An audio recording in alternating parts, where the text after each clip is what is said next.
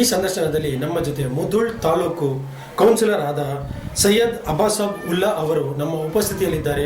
ಇವರಿಗೆ ನಮ್ಮ politicianinIndia.com online media ಪರವಾಗಿ ಆರ್ಥಿಕ ಸ್ವಾಗತ ಸರ್. ಸರ್, ನಮ್ಮ ಈ ರಾಜಕೀಯ ಕ್ಷೇತ್ರಕ್ಕೆ ತಾವು ಯಾವಾಗ ಹೇಗೆ ಪ್ರವೇಶ ಮಾಡಿದ್ರಿ? ನಾವು ರಾಜಕೀಯಕ್ಕೆ ಬರಬೇಕಾದ್ರೆ ಜನರ ಆಶೀರ್ವಾದದಿಂದ ರಾಜಕೀಯಕ್ಕೆ ನಾವು ಬಂದಿದ್ದೀವಿ. ಆ ಸೇವೆ ಮಾಡ್ತಾ ಬಂದಿದ್ದೀವಿ. ಮತ್ತು ಇದು ಬಡವರ ಇದೇನದಲ್ಲ, ನಮ್ಮ ವಾರ್ಡು ಬಡವರ ಪರವಾಗಿ ಇದ್ದದ್ದು ವಾರ್ಡು, ಇಲ್ಲಿ ಹಿಂದುಳಿದ ವಾರ್ಡು. ಮತ್ತು ಇದ್ರಾಗ ಎಲ್ಲ ಜನ ಸೇರಿದ್ದಾರೆ. SC ಅವರು ಅದಾರ, ಭಜಂತ್ರಿ ಅವರು ಅದಾರ, ಮತ್ತು ಬ್ಯಾಕ್ವರ್ಡ್ ಕಾಸ್ಟ್ ಮುಸ್ಲಿಂ ಅದಾರ, ರೆಡ್ಡಿ ಅವರು ಅದಾರ. ಎಲ್ಲ ಜನ ಇಲ್ಲಿ ನಮ್ಮಲ್ಲಿದ್ದಾರೆ. ಮತ್ತು ಇದು 15 ವರ್ಷದಿಂದ ಯಾವುದೋ ಒಂದು ಅಭಿವೃದ್ಧಿ ಕೆಲಸ ಇಲ್ಲಿ ಆಗಿಲ್ಲ.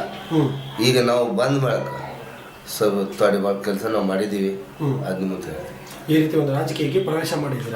ಈ ರಾಜಕೀಯ ಪ್ರವೇಶ ಮಾಡೋದಕ್ಕೂ ಮುಂಚೆ, ಅಂದರೆ ಒಂದು ಕೌನ್ಸಿಲರ್ ಆಗೋದಕ್ಕೂ ನಿಮ್ಮ ವಾರ್ಡಿಗೆ ಕೌನ್ಸಿಲರ್ ಆಗೋಕ್ಕೂ ಮುಂಚೆ ಬೇರೆ ಯಾವುದೋ ಸಂಘಟನೆಯಲ್ಲಿ ಕೆಲಸ ಕಾರ್ಯ ಮಾಡಿದ್ದೀರಾ? ಅಂದರೆ ರೈತರ ಪರ ಓಡಾಡೋದು, ಬಡವರ ಪರವಾಗಿ ಓಡಾಡೋದು. ನಾವು ಬಡವರ ಪರವಾಗಿ ಹೋರಾಟ ಮಾಡಿದ್ದೀರಾ? ಯಾವುದ್ರ ಬಗ್ಗೆ ಹೋರಾಟ ಮಾಡಿದ್ದೀರಾ? ಈ ನಮ್ಮದು ಇದು ಇಲ್ಲೇ ದುಡ್ಕೊಂಡು ತಿನ್ನೋ ಜನ ಹೆಚ್ಚದ, ಕೂಲಿಗಾರರು ಹೆಚ್ಚದ. ಮತ್ತು ಇದು ಸರ್ವೆ ಮಾಡಿ ನೋಡ್ಬೇಕಾದ್ರೆ ಅವ್ರಿಗೆ ದುಡ್ಡು ನಾವು ಕೈಲಿಂದ ಅವ್ರಿಗೆ ಕೊಟ್ಟಿದ್ದೀವಿ. ನೀವು ದುಡಿರಿ, ಆದರೆ ನಿಮ್ಮದು ವ್ಯಕ್ತಿತ್ವ ನೀವು ಜೀವನ ಸಾಧಿಸ್ರಿ. ಆ ನಂತರ ಏನೈತಿ ನಮ್ಮ ದುಡ್ಡು ನಮ್ಗೆ ವಾಪಸ್ ಕೊಟ್ಟಿರ್ತೇವೆ. ನಾವು ಅವ್ರನ್ನ ಸಹಾಯ ಮಾಡಿ ಒಂದು ಸಹಾಯಧನ ಮಾಡಿದ್ರೆ ಕಷ್ಟಕ್ಕೆ ಹೆಲ್ಪ್ ಆಗಿದ್ದೀರಾ. ಬೇರೆ ಇನ್ನೂ ಯಾವುದಾದ್ರು ಕಾರ್ಯಗಳಲ್ಲಿ ಪಾಲ್ಗೊಂಡಿದ್ದೀರಾ ತಾವು? ಮಹಿಳೆಗಳು, ಹಿಂದುಳಿದ ಮಹಿಳೆಗಳಿಗೆ ಮಾಡಿದ್ವಿ ಸರ್. ಮಾಡಿದ್ರಿ? ಏನ್ ಮಾಡಿದ್ರಿ ಸರ್? ಮಹಿಳಾ ಸಂಘಟನೆಗಳಿಗೆ ಸ್ಟ್ಯಾಂಡ್ ಮಾಡಿಸಿದ್ರಿ. ಮಹಿಳಾ ಸಂಘಟನೆಗಳು ಸ್ಟ್ಯಾಂಡ್ ಮಾಡಿಸಿದ್ರಿ. ಮತ್ತು ಇಲ್ಲಿ ಅಂಗನವಾಡಿಗಳಿಗೆ ನಾವು ಸೌಲಭ್ಯ ಮಾಡಿಕೊಟ್ಟಿದ್ದೀವಿ. ಅಂಗನವಾಡಿಗಳಿಗೆ, ಸ್ಕೂಲ್ ಮಕ್ಕಳಿಗೆಲ್ಲ ಒಂದು ಸಹಾಯ ಮಾಡಿದ್ದೀರಾ. ಈ ರೀತಿ ತಾವು ಒಂದು ಸಂಘಟನೆಯಲ್ಲಿ ಕೆಲಸ ಮಾಡಿದ್ದೀರಾ. ಸರಿ, ನೀವು ಒಂದು ಕೌನ್ಸಿಲರ್ ಆಗಿ ನಿಮ್ಮ ವಾರ್ಡಿನ ನಂಬರ್ ಎಷ್ಟು ಸರ್? Ward number 16. ನಿಮ್ಮ ವಾರ್ಡಲ್ಲಿ ಎಷ್ಟು ಮತಗಳು ಬರುತ್ತೆ? ನಮ್ಮ ವಾರ್ಡ್ನಲ್ಲಿ 2200 ಮತಗಳು. 22,200 ಮತಗಳು ತಮ್ಮ ವಾರ್ಡಲ್ಲಿ ಬರುತ್ತೆ. 22,000 ಒಂದು ಓಟುಗಳಿದೆಯೋ ತಮಗೆ, ಒಂದು ಕೌನ್ಸಿಲರ್ ಆಗಿ ನಿಮ್ಮ ವಾರ್ಡಲ್ಲಿ ಈ ಒಂದು ವರ್ಷ ಕಾಲಾವಧಿ ಆಗಿದೆ. ಇಲ್ಲಿವರೆಗೂ ತಾವು ಏನೇನು ಕೆಲಸ ಕಾರ್ಯಗಳನ್ನ ಈ ನಿಮ್ಮ ವಾರ್ಡಲ್ಲಿ ಮಾಡಿದ್ದೀರಾ? ನಮ್ಮ ವಾರ್ಡ್ನಲ್ಲಿ ಬೋರ್ಗಳು ಹಾಕಿದ್ದೀವಿ. ಬೋರ್ಗಳು ಮಾಡಿದ್ದೀರಾ? ಬೋರ್ಗಳು ಮತ್ತು ವಿದ್ಯುತ್ ಕಂಬಗಳನ್ನು ಹಾಕಿದ್ದೀವಿ. ಮತ್ತು ರಸ್ತೆ ಮಾಡಿದ್ದೀವಿ. 150 ಮೀಟರ್ ರಸ್ತೆ ಮಾಡಿದ್ದೀವಿ. ಮತ್ತು ಗಟಾರ್ ಮಾಡಿದ್ದೀವಿ. ಎಷ್ಟು ರೋಡ್ಗಳು ಮಾಡಿದ್ದೀವಿ ತಾವು? ಇಲ್ಲಿ ನಾವು ಬಂದ ಕೂಡಲೇ 2 ರೋಡನ್ನು ಮಾಡಿದ್ದೀವಿ. 2 CC ರೋಡ, tar road? CC with cobble tar road 2 mix ಮಾಡಿ ರೋಡ್ಗಳು ಮಾಡಿದ್ದೀರಾ. ಈ ನಿಮ್ಮ ವಾರ್ಡಲ್ಲಿ ಹಿಂದುಳಿದ ವರ್ಗ ಅಂತಿದ್ದೀರಾ. ಈ ಹಿಂದುಳಿದ ವರ್ಗದ ವಾರ್ಡ್ಗಳಿಗೆ ಏನು ಒಂದು ಸ್ವಚ್ಛತೆ ಬಗ್ಗೆ ತಾವು ಕೆಲಸ ಮಾಡಿದ್ದೀರಾ? ಸ್ವಚ್ಛತೆ ಕಾಪಾಡಕ್ಕೆ ಗಟರ್ ಮೇಲೆ ಫರ್ಸಿ ಹಾಕಿದ್ದೀವಿ. ಪೌಡರ್ DDT ಪೌಡರ್ ಒಗಿಸ್ತೀವಿ. ಪೌಡರ್ ಒಗಿಸ್ತೀವಿ. ಮತ್ತು ವಾರಕ್ಕೆ 15 ದಿವಸಕ್ಕೊಮ್ಮೆ ನಾವು ಅದು ಪೈಜನ್ ಕೀಟನಾಶಕ ಅದು ಓಣಿಯಲ್ಲಿ ಅಡ್ಡಾಡಿಸ್ತೀವಿ.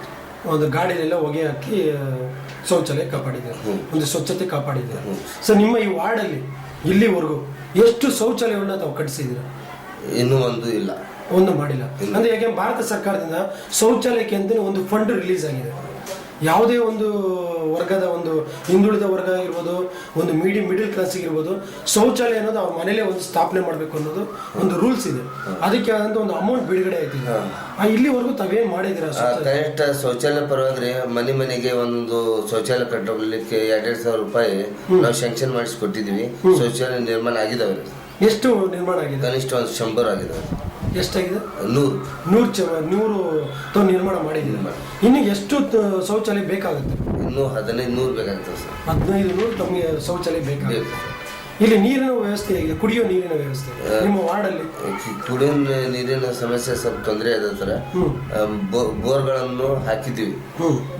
ಬೋರಿದ್ದು ನೀರು ಕುಡಿತಾರ. ಮತ್ತು ವಾರಕ್ಕೆ 10 ದಿವಸಕ್ಕೊಮ್ಮೆ ಕುಡಿಯೋ ನೀರು ಬರ್ತಾವೆ ಸರ್. ಕುಡಿಯೋ ನೀರು ಅಂದ್ರೆ ಕೆರೆ ನೀರು ಬರ್ತವೆ. ಕೆರೆ ನೀರು ಬರ್ತವೆ. ಅದನ್ನು ಯೂಸ್ ಮಾಡ್ತಾ ಇದ್ದೀವಿ. ಇಲ್ಲಿ ಬೋರ್ವೆಲ್ ಎಷ್ಟು ಬೋರ್ವೆಲ್ ಹಾಕ್ಸಿದ್ದೀರಾ ನಿಮ್ಮ ವಾರ್ಡಲ್ಲಿ? ಈಗ ನಾನು ಬಂದು 3 ಬೋರ್ಗಳು ಹಾಕ್ಸಿ. 3 ಬೋರ್ವೆಲ್ ಅಂದ್ರೆ ಬೋರ್ವೆಲ್ ಹಾಕಿ ಮನೆ ಮನೆಗಳಿಗೆ ಕೊಳಾಯಿ ಹಾಕ್ಸ್ಕೊಟ್ಟಿದ್ದೀರಾ? ಇಲ್ಲ ಜನರಲ್ ಮಾಡ್ಕೊಟ್ಟಿದ್ದೀರಾ? ಸರಿ. ಈ ಇಷ್ಟೆಲ್ಲ ಕೆಲಸ ಕಾರ್ಯ ಮಾಡಿದ್ದೀನಿ ಇಷ್ಟೆಲ್ಲ ಕೆಲಸ ಕಾರ್ಯ ಮಾಡಿ ನಿಮ್ಮ ವಾರ್ಡಲ್ಲಿ ಜನ ನೆನಪಲ್ಲಿ ಇಟ್ಕೊಳ್ಳೋಂಥ ಕೆಲಸ ಯಾವ್ದಾದ್ರು ಮಾಡಿದ್ದೀರಾ? ಅಂದ್ರೆ ಆ ಕೆಲಸ ನೋಡಿದ್ರೆ ನಿಮ್ಮ ಹೆಸರು ಜ್ಞಾಪನ ಬರಬೇಕು. ಈಗ ಆ ಕೆಲಸ, ಈ ಒಂದು ವಸ್ತು ಕೆಲಸ ನೋಡಿದ್ರೆ ಹೌದಪ್ಪ ನಮ್ಮ ಸೈಯದ್ ಅವ್ರು ಮಾಡ್ಕೊಟ್ಟಿರೋದು ಅನ್ನೋ ಒಂದು ಹೆಸರು ಬರ್ಬೇಕು. ಅಂತ ಕೆಲಸ ಯಾವ್ದಿದೆ? ಅಂತ ಕೆಲಸ ಸರ್ ರೋಡ್ ಗಟರ್ ಅದು ಅಲ್ಲಿ ಹೇಳ್ತಾರೆ ಸರ್. ಆ ಕೆಲಸ ನೋಡಿದ್ರೆ ತಮ್ಮ ಹೆಸರು ಹೇಳ್ತಾರೆ ಸರ್. ನೀವು ಮಾಡ್ಕೊಟ್ಟಿರುವಂತ ಒಂದು ಹೆಸರು ಹೇಳ್ತಾರೆ, ಜನ ನೆನೆಸ್ಕೋತಾರೆ. ಸರ್, ನಿಮ್ಮ ಈ ವಾರ್ಡಲ್ಲಿ ಇನ್ನು ಏನೇನು ಅಭಿವೃದ್ಧಿ ಕೆಲಸಗಳನ್ನ ಮಾಡಬೇಕು ಅಂತ ನಿಮ್ಮ ಮನಸ್ಸಲ್ಲಿ ಒಂದು ಯೋಜನೆ ಮಾಡ್ಕೊಂಡಿದ್ದೀರಾ? ನಮ್ ಸರ್ ಈ ವಾರ್ಡ್ನಲ್ಲಿ ನಮ್ದು ವಿದ್ಯುತ್ ಕಂಬಗಳನ್ನು ಇನ್ನಷ್ಟು ಹಾಕಿ ಬೆಳಕನ್ನು ಮಾಡ್ಬೇಕಂತ ಇದೊಂದು ನಮ್ದು ಗುರಿ ಅದ ಸರ್. ಮತ್ತೆ ಇನ್ನೊಂದು ಸಣ್ಣ ಚಿಕ್ಕ ರೋಡ್ಗಳು ಅದ ಸರ್, ಸ್ವಲ್ಪ ದೊಡ್ಡ ರೋಡ್ಗಳು ಮಾಡ್ಬೇಕಂತ ನಾನು ಪಣ ತೊಟ್ಟಿನಿ ಸರ್. ಅಂದ್ರೆ ಇವಾಗ ಗಲ್ಲಿ ರೋಡ್ ಇರೋದನ್ನ ದೊಡ್ಡ ರೋಡ್ ಮಾಡ್ಬೇಕು. ಗಲ್ಲಿದಲ್ಲಿ ಅಲ್ಲಿ ರೋಡ್ ಸಣ್ಣದಾರೆ, ಸ್ವಲ್ಪ ಅದಕ್ಕೆ ಬಾಗಿಲು ಮುಂದಿದ್ದು ಅಡತಡೆ ಮಾಡಿ ಹೆಚ್ಚಿಗೆ ಕಟ್ಕೊಂಡಿರ್ತಾರಲ್ಲ, ಅದಕ್ಕೆ ತೆಗಿಸಿ ಸ್ವಲ್ಪ ದೊಡ್ಡ ರೋಡ್ ಮಾಡುವಾಗ ನಾನು ಗುರಿ ಇಟ್ಕೊಂಡಿದ್ದೆ.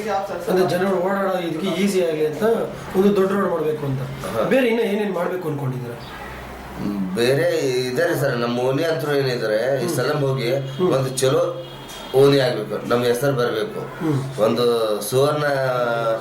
ಸುವರ್ಣ ಮಂದಿರ ಯಾವ ಟೈಪ್ ನಾವು ಅಂತೀವಲ್ಲ ಆ ಟೈಪ್ ನಮ್ಮ ಓಣಿ ಹೆಸರು ಬರಬೇಕು. ಸರ್, ನಿಮ್ಮ ವಾರ್ಡಲ್ಲಿ ಒಂದು ಹಿಂದುಳಿದ ವರ್ಗ ಅಂತ ಇದೆ ತಾನೆ, ಬಡ ಕುಟುಂಬದವ್ರು ಇದಾರೆ ಅಲ್ವಾ?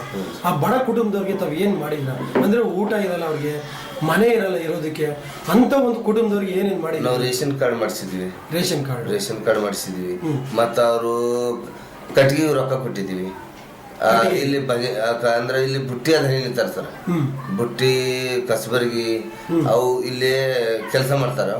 ಅವ್ರಿಗೆ ನಾವು ಸಹಾಯ ಮಾಡಿಕೊಟ್ಟಿದೀವಿ. ಕಟ್ಗಿ ತರ್ಲಿಕ್ಕೆ ದುಡ್ಡು ಕೊಟ್ಟಿದೀವಿ. ಕಟ್ಗಿ ತಂದ ದುಡ್ಡು ಅವರು ಬುಟ್ಟಿಗಳು ಮಾಡಿ ಮತ್ತೊಂದ್ ಕಡೆ ಮಾರಾಟ ಮಾಡಿ ಅದು ತಮ್ಮ ಜೀವನ ತಾವು ಉಪಯೋಗಿಸ್ತಾರೆ. ಅದ ಒಂದು ಸಹಾಯ ಮಾಡಿದ್ದೀರಾ? ಅವ್ರಿಗೆ ಮನೆಗಳು ವ್ಯವಸ್ಥೆ ಮಾಡ್ಕೊಟ್ಟಿದ್ದೀರಾ? ಮನೆ ಈಗ ಬಂದ 6 ತಿಂಗಳಾಯ್ತು. ಈಗ ಮುಂದೆ ನಾವು ಮಾಡುವುದು ಮುಂದೆ ಮಾಡುವಂತ ವಿಚಾರ ಇದೆ. ಎಷ್ಟು ಬಡ ಜನರಿಗೆ ಮನೆಗಳು ಬೇಕು ಅಂತ ತಮ್ಮೊಂದು ಅನಿಸಿಕೆ? ನಮ್ಮ ವಾರ್ಡ್ನಲ್ಲಿ ಕನಿಷ್ಠ 500 ಮಂದಿಗೆ ಮನೆಗಳು ಬೇಕು. 500 ಮನೆಗಳು ಬೇಕು ಅಂದ್ರೆ ಇಲ್ಲಿವರೆಗೂ ತಾವೊಂದು 8 ತಿಂಗಳಾಗಿದೆ ಒಂದು ಕೌನ್ಸಿಲರ್ ಆಗಿ, ಇಲ್ಲಿವರೆಗೂ ಯಾವ್ದಾದ್ರು ಮನೆಗಳು ಮಾಡಿಸ್ಕೊಟ್ಟಿದ್ದೀರಾ? ಇಲ್ಲ ಸರ್, ಯಾಕಂದ್ರೆ ಈ ಪೀಡ್ನಲ್ಲಿ ನಮ್ಮಲ್ಲಿ ಯಾವ ಬಂದಿಲ್ಲ. ಮೊದಲಿನ ಪೀಡ್ನಾಗ ಏನ್ ಬಂದಿದ್ದ ಮನೇನು ಕಸ್ಕೊಂಡಾರ ಸರ್ ಮೊದಲಿನವರು. ಹಿಂದೆ ಇದ್ದಂತ ಅಧಿಕಾರಿಗಳು ಕಸ್ಕೊಂಡಾರ. ಈಗ ನಾವು ಅಧಿಕಾರ ಬಂದ್ಮ್ಯಾಗ ಇನ್ನೂ ನಮ್ಗೆ ಯಾವ ಮನೆಗಳು ಸ್ಯಾಂಕ್ಷನ್ ಆಗಿಲ್ಲ. ನಾವು 500 ಮನೆ ಕೊಡ್ಬೇಕಂತ ನಾವು ವಿಚಾರ ಮಾಡಿದೀವಿ. 500 ಮನೆಗಳಂತೂ ಬೇಕೇ ಬೇಕು. ಯಾಕಂದ್ರೆ ಬಡವರು ಇದು ಸಲಮ್ ಏರಿಯಾ ಇದ್ದ ಕಾರಣ ಇಲ್ಲಿ ಒಂದೇ ಮನೆಯಲ್ಲಿ ಕುಟುಂಬ ಅವ್ರಿಗೆ ಸರಿಯಾಗಿ ಆಗುದಿಲ್ಲ.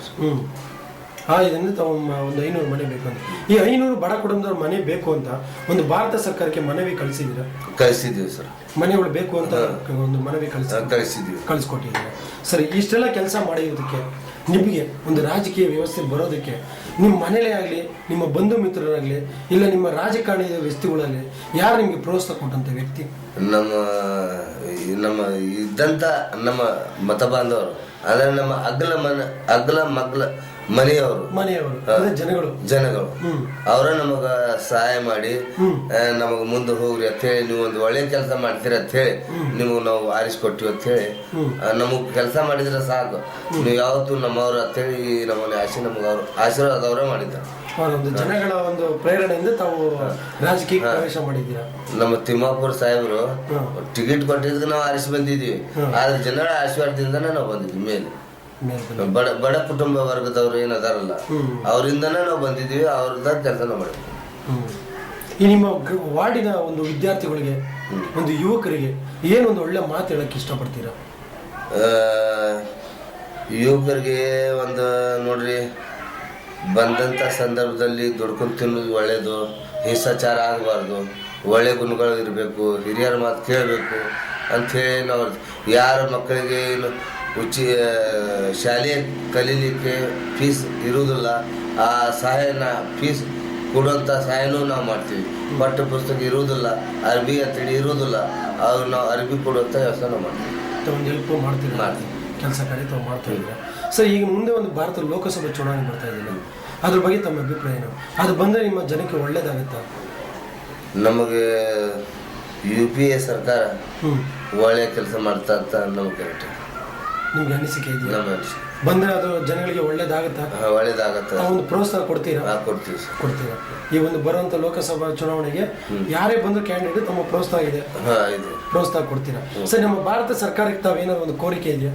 ತಾವೇನಾದ್ರು ಹೇಳ್ಬೇಕು ಅನ್ಕೊಂಡಿರೋದೇನಿದೆ, ಮನವಿ ಕೊಡುವಂಥದ್ದೇನಿದೆ, ನಮ್ಮ ಒಂದು ಮೀಡಿಯಾ ಪರವಾಗಿ ಏನಾದ್ರು ಹೇಳ್ಬೇಕು ಅನ್ಕೊಂಡಿದ್ದೀರಾ? ನಮ್ಮ ಭಾರತ ಸರ್ಕಾರಕ್ಕೆ ಇದೆ ರೀ, ತಮ್ಮ ಪಕ್ಷಕ್ಕೆ ಆಗಲಿ ಪರವಾಗಿಲ್ಲ, ಒಳ್ಳೆ ಆಡಳಿತ ಕೊಟ್ಟರೆ ಸಾಕು. ಒಳ್ಳೆ ಆಡಳಿತ ಕೊಟ್ಟರೆ ಸಾಕು, ಜನಗಳಿಗೆ ಸ್ಪಂದನೆ ಮಾಡಿದರೆ ಸಾಕು. ಆದ್ರೆ ಇದು ದುಷ್ಟ ರಾಜಕೀಯ ನಮಗೆ ಬೇಕಾಗಿಲ್ಲ, ಹಿಂಸಾಚಾರ ಬೇಕಾಗಿಲ್ಲ. ಒಟ್ಟು ಒಳ್ಳೇದಾದ್ರೆ ಸಾಕು ನಮಗೆ. ಇದರಿಂದ ನಾವು ಮುಕ್ತ ಆಗಬೇಕಾಗಿದೆ. ಮುಕ್ತರಾಗಬೇಕು. ಒಂದು ಒಳ್ಳೆ ರಾಜಕಾರಣಿ ವ್ಯಕ್ತಿ ಬೇಕಾಗಿದೆ. ಸರಿ, ಇಷ್ಟೆಲ್ಲ ಕೆಲಸ ಕಾರ್ಯನೂ ನಮ್ಮ ಮೀಡಿಯಾ ಮುಂದೆ ತಾವು ಹೇಳ್ಕೊಂಡಿದ್ದೀರಾ. ತಮ್ಮ ಅನುಭವಗಳನ್ನ, ನೀವು ಮಾಡಿರುವಂಥ ಕೆಲಸ ಕಾರ್ಯಗಳನ್ನ ಎಲ್ಲ ನಮ್ಮ ಮೀಡಿಯಾ ಮುಂದೆ ಹೇಳ್ಕೊಂಡಿದ್ದೀರಾ. ಈ ಸಂದರ್ಶನದಲ್ಲಿ ನಮ್ಮ ಜೊತೆ ಮುಧೋಳ ತಾಲೂಕು ಕೌನ್ಸಿಲರ್ ಆದ ಮಾನ್ಯ ಶ್ರೀ ಸೈಯದ್ ಅಬ್ಬಾಸಾಬ್ ಉಲ್ಲಾ ಅವರು ನಮ್ಮ ಉಪಸ್ಥಿತಿಯಲ್ಲಿದ್ದು ಅವರ ಚಟುವಟಿಕೆಗಳನ್ನು ಹಾಗೂ ರಾಜಕೀಯದ ಅನುಭವಗಳನ್ನು ನಮ್ಮ ಜೊತೆ ಹಂಚಿಕೊಂಡಿದ್ದಾರೆ. ಇವರಿಗೆ ನಾವು politicianinIndia.com ಆನ್ಲೈನ್ ಮೀಡಿಯಾ ಪರವಾಗಿ ಆರ್ಥಿಕ ಅಭಿನಂದನೆಗಳು ಸರ್.